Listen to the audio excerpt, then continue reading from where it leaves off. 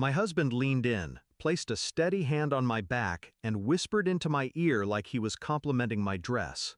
"Get your bag, we're leaving, act like nothing's wrong."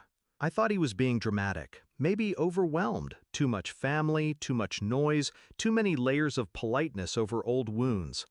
But when we reached the car and he locked the doors, when he looked me dead in the eye and said, "Something's very, very wrong," I felt my stomach drop. 5 minutes later, I was on the phone with the police. Let me back up.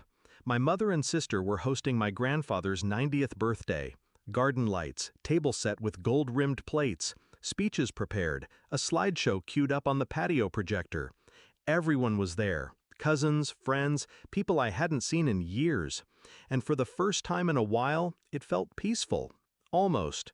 Until it didn't. My husband, Ryan, had been quiet all evening. Observant, watchful. He never liked my sister much. Said she had a snake's smile. Too polished, too sweet. I used to laugh it off. We'd been married 10 years. Grew from nothing together. When I met him, I had 2 suitcases and a $100 savings bond. He had student debt and a busted Toyota. But we built a life, a home, a small business that took off in year 4 and never stopped growing. Everything we had, we made with our own hands, and we protected it with quiet diligence. We had rules, no family and finances, no shared passwords, trust but verify. We kept boundaries. But that night, at Grandpa's birthday, those lines had already been crossed. He showed me the first red flag while we sat at the table. Under the napkin, discreetly slid into my palm, a flash drive. He'd found it in our home office, inside the air vent.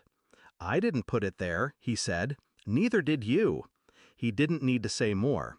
Only 2 people had been in that room without us, my mother and my sister. When I had emergency surgery 2 months ago, they stayed over, helped with meals, errands, things we were too tired to question. That's when they planted it. The drive had keyloggers, recording software, copies of bank statements. They were trying to siphon money, our money, through fake vendor accounts, slowly, quietly. Over $240,000 had already been moved, disguised through layered transfers. And I hadn't noticed. The worst part wasn't the theft. It was who did it. My sister, Lily, who I once gave my rent money to so she wouldn't lose her apartment. My mother, who held my hand when I miscarried. They called it borrowing. Ryan called it betrayal. I called it war. I didn't cry. I didn't scream. I listened. Then I planned. First, we froze all joint accounts, changed passwords, transferred the business under a new entity. Next, I met with a lawyer, quietly, privately. We drew up a civil suit and filed a police report, but held it, just in case. Then we baited them. Ryan created a dummy financial folder, phony investments, fake passwords, planted documents, a perfect trap. And we waited. They took the bait within 2 days, downloaded everything, even tried to open a credit line in my name.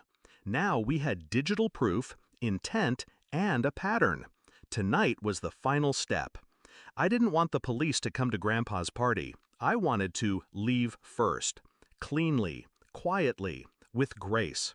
Because sometimes the best revenge is letting them wonder how much you know, until it's too late to undo it.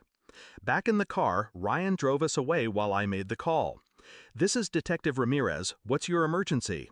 "My family stole nearly $250,000 from me. I have the evidence and their current location." By morning, it was done. Police showed up at 6:15 a.m. They knocked. My sister answered in her robe. My mother stood behind her in shock. Devices were seized, warrants were served, accounts were frozen. I wasn't there to watch it. But Ryan was. He said Lily's face turned ghost white the moment they asked for the passwords. My mother kept whispering, "This is a mistake, this is a mistake." It wasn't. Later that afternoon, I received 3 calls from Lily, 5 from Mom. I didn't answer any of them. They weren't crying for forgiveness. They were scrambling. Because now their names were on fraud reports. Their savings under investigation.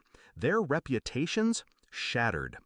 I never wanted revenge, but I wasn't going to serve betrayal at my grandfather's birthday table and call it love.